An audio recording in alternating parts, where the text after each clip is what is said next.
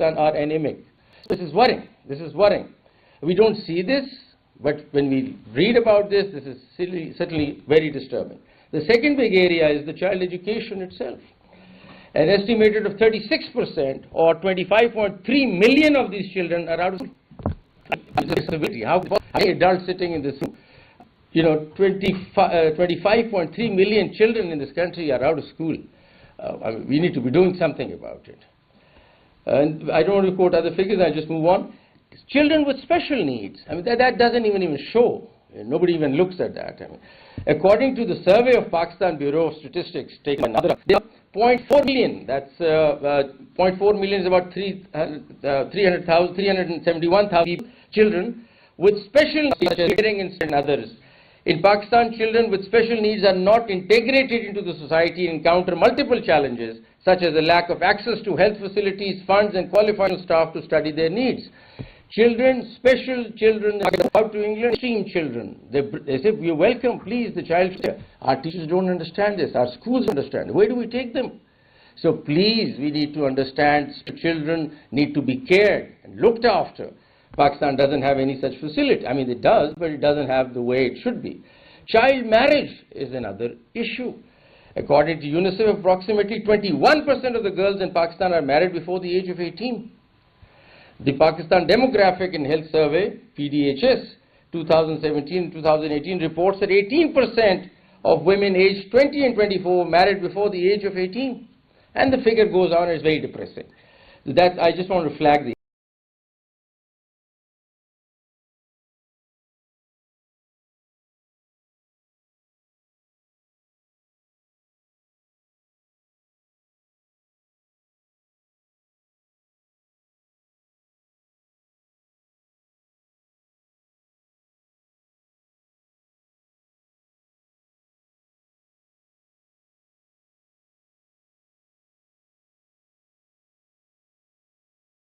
area.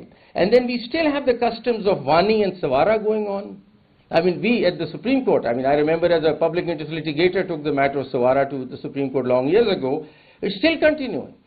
Sawara and Waniya, where young girls, often minors, are given in marriage to an aggrieved family as compensation to end disputes, and they're still prevalent. So shame on us, actually. Child labor, another big area. According to the Labour Force Survey, 2017 and 18, around 12.5 million children between the age of 5 and 14 are engaged in child labor. Then we have child trafficking going on. According to the Trafficking in Person Report 2024 by the US Department of State, the government of Pakistan reported identifying 30,000 trafficking victims. These included 20,000 sex trafficking victims, and then it goes on and on and on, other figures. I'm cutting short. Forced conversions, from other religions to other religions. The population of Pakistan is 96.3% Muslim, but there are other populations, there are forced conversions being made. Then we have corporal punishment, which are really, really disturbing. And corporal punishment is the punishment given in schools by teachers to students.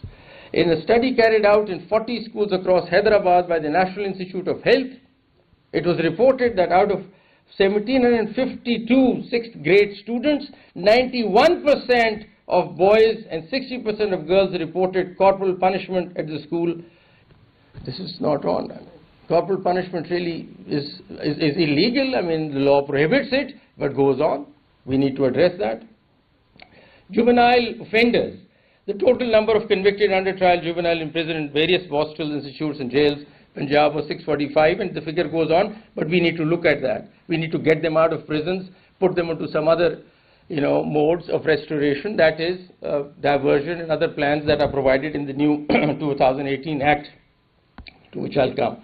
Child abuse is another big problem our society is facing.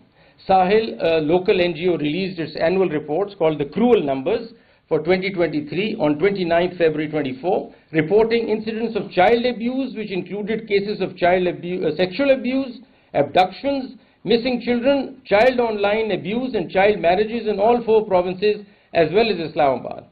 So this is also going on. With the increase in internet penetration in Pakistan, well, the internet is pretty slow these days, but otherwise, and an increase of 22 million internet users recently, issues such as child pornography, cyberbullying, sexting, live streaming of child sexual abuse and their exploitation have intensified. So the term sexting is another term that I just discovered, but not very happily. But I mean, these are the things that are going on. So, well, in this case, I'm kind of glad that the internet is slow. So, climate change. According to UNICEF's 2021 Landmarks Children's Climate Risk Index report, 1 billion children are at extreme high risk of the impacts of climate change and climate crisis. So that's another intersection that is worrying. So how do we go about it, you see? What should we as judges, what should be our approach? These are the crises going on and we'll end up getting all these... One thing you forget, suicide, majority of children use suicide. So you're adding to my depression. There is suicide also, which I missed out happily, but I just want to add that. Suicide, thank you for that input. Child suicide is also, I don't have the figures, but as pointed out by my brother, 300 and some. So that again is so what is the approach and what does the UNCRC tells us and what does the global literature tell us? So the judges need to be looking at the following, and I think this is something I'll write down as a judge. This is my key way of doing things. So number one is the best interest of the child. Now we don't have this literature. We just talk about welfare of child when we talk about guardianship and welfare of the child, and that's the term that might have come through earlier jurisprudence to us, but the world is talking about best interest of the child. In serving the best interest of children, we serve the best interest of the humanity, is something that somebody said. In all actions where children are directly or indirectly involved or affected by the justice system, the best interest of the child should be the primary consideration. So that's the first principle. Therefore, in every action, even thought must be given, thought must be given to how the action will impact on a child or groups of children to ensure their best interests are met. That's one. Number two, guaranteeing fair and equal treatment of every child free from all kinds of discrimination. We have to ensure that the child is not being discriminated. That's the second principle which comes out very strong. More importantly, advancing the right of the child to express his or her views freely and to be heard. As I said earlier, we need to listen and engage and make the child participate in the judicial proceedings to understand what he wants to say. Children have a particular right to be heard in any administrative or judicial proceedings, either directly or through a representative or an appropriate body in a manner consistent with the procedural rules of national law, which doesn't happen. Next principle, protecting every child from abuse, exploitation and violence. This is also the responsibility of the court to create that cover, that protection around a child, which is important. We need to move on, treating every child with dignity and compassion. Now this is what a judge must have. He must have compassion, or she must have compassion. A judge can't be a judge if he or she does not have compassion. So every child has to be treated as a unique and valuable human being, and as such his or her individual dignity, as also pointed out by my friend Abdullah, dignity is at the heart of it. Special needs, interests, privacy should be respected and protected. So we must protect the child. I personally, I must admit that if a child comes to my court, we're not really talking about protecting the child immediately. We're just trying to decide a case. I think we need to get more sensitive about it. We have a child coming to a court. Think about the child. Are we protecting him? Are we giving him the security? Is his privacy protected? Is he being heard? I think that's the kind of focus we need to have in the court. So respecting legal guarantees and safeguards in all due processes, we need to do that. Preventing conflict with the law is a crucial element of any juvenile justice policy. These are all principles that continue coming. I'll just move on. So mainstreaming children's issues in all rule of law efforts are important. Our legal framework, we have, and I urge every judge to go through the UNCRC. It talks about some wonderful principles, and it's legally binding because Pakistan is a signatory to this document.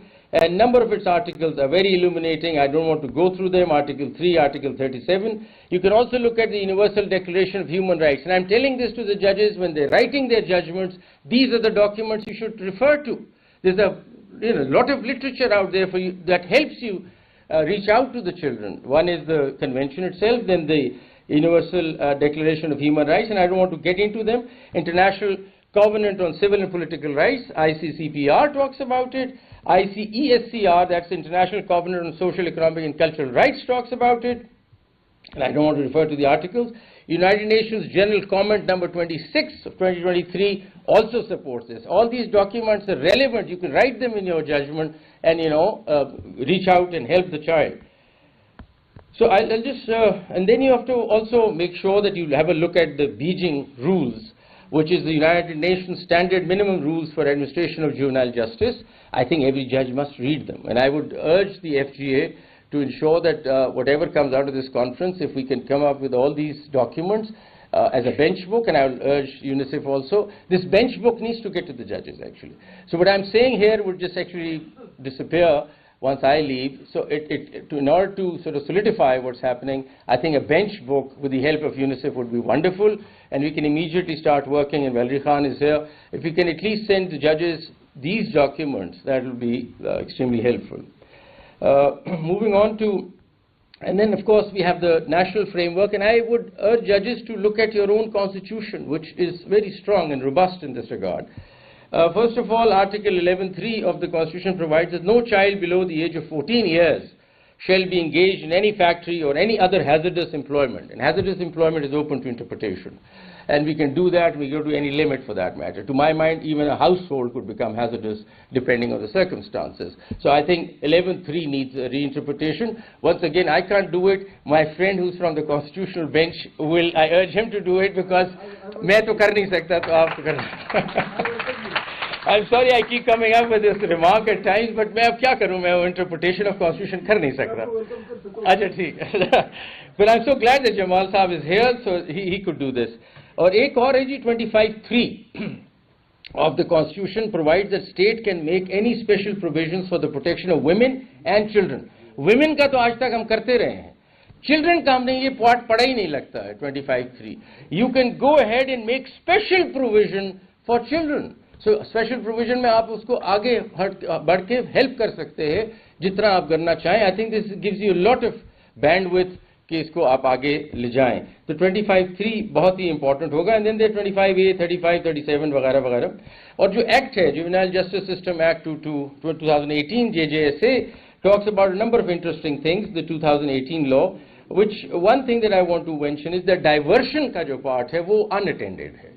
So we don't have to send the child to prison. I mean, there are a number of other avenues available for us कि उनको community service, मुख्तलिफ कामों पे आप लगा सकते हैं. इस चीज़ को देखें. We want, and I hope that the FG is also, while training judges here, tells them that diversion is possible. And let's see that we start getting some orders from the district judiciary which is dealing with diversion rather than sort of sending them behind prison. I think this also then, once again, I want to reiterate that Rabia and others could bring these petitions to the court to highlight that this can happen, and I think they should. We have laws like Sindh Child Marriage Restraint Act, which could be looked at for child marriages. We have the Punjab Domestic Workers Act. Some of them are kind of untouched. Nobody's really talking about them. So this bench book could highlight and bring these to everybody. And, sometimes you don't know that there's a law that exists. If that's there, it will be helpful for the judges to have this. The Khyber Pakhtunkhwa Child Protection Act is there, 2010. So we might be over-legislated, but I tell you, most of the judges don't know about this over-legislation. So maybe sometimes over-legislation could, I would like to make the best of it by putting it to some use that we could.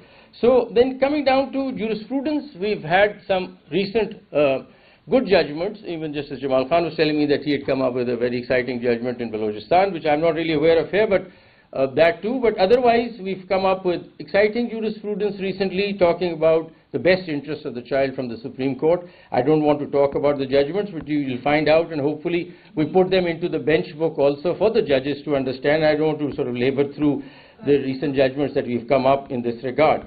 Then I want to sort of touch upon another area, which is that sometimes, you see, we come from, as Abdullah rightly pointed out, we come from the Islamic Republic of Pakistan. So maybe there is, there's a lot of wisdom in our own system, in our own religion about this, and sometimes that touches the chord more than maybe just common law systems. So we have an Islamic jurisprudence on this also, and I just want to refer to that. Now, key principles of child justice in Islam. Sometimes these things touch us more, being Muslims, and if nothing else works, this could work. And that says that compassion and mercy, which is Rahmah, is the guidance. The Prophet Muhammad, peace be upon him, emphasized mercy towards children. And I quote, "He is not one of us who does not show mercy to our young." So this comes out of it, and the mandate is the judges must prioritize compassion in all decisions involving children, ensuring penalties or judgments focused on reform rather than punishment. Then the best interest of the child is also referred to as masalaha al-tifl, which is decisions must prioritize the child's welfare and future. Now this is all coming out of our religion, you see. Abhi hum UNCRC kar rahe the, but it's all there. So the mandate is the judges should adopt a welfare-based approach, considering the physical, emotional and social needs of a child above all else. Then we have the accountability for guardians, wilaya, which says Islam holds parents and guardians accountable for the proper upbringing of the children. And once again, I quote the Prophet, peace be upon him, who said, "Each of you is a shepherd, and each of you is responsible for his flock." So judges should assess the role of the guardians in cases of neglect or delinquency, and may intervene to protect the child's interests, says our religion. Age of responsibility, taklif, that's what it says. Children are not considered fully accountable for their actions until they reach the age of majority, that's when they become baligh. So Islamic law exempts children from harsh punishments and focuses on corrective measures and moral education for minors, once again coming out of our system. Restorative justice, sulah and islah, this is also part of Islam. And it says Islam encourages reconciliation and forgiveness over retribution, especially in cases involving minors, and judges should promote restorative justice mechanisms such as mediation between families or community-driven solutions. And this we can do sitting in court. It's not about just quickly punishing them and sending them to prison. Let's be innovative, let's be slightly more creative, let's get the community involved, let's think of all the other avenues that the child could resolve that dispute through. We do that now, ADR being a system that we're bringing in generally. Protection from harm. The principle of la darar wa la darar, no harm or reciprocating harm, mandates safeguarding children from any form of abuse or exploitation. Once again comes into our system. Then education and rehabilitation, again Islam talks about it, places immense importance on education and moral upbringing. And I quote one of the hadiths, "No father gives his child anything better than good manners," leading to, giving them good education. Equality and justice, adl and qist, also preventive measures, Islam talks about it. Dignity of the child, this is karama. The Quran highlights the inherent dignity of every human. "We have honored the children of Adam," says the Quran. Judges must ensure that judicial process respect the dignity of the child, avoiding practices that stigmatize or traumatize them. So judicial practices which are important, which are mandated by Islam, we must follow as judges, as justice system, would be a child-friendly courtroom, for example. We need to start thinking of that. We need to, and Jamal Khan Sahib is here, we need to, and Justice Kiani is also here, we need to think of setting up child courts in the country. It's important. We can't just go on. So whenever a child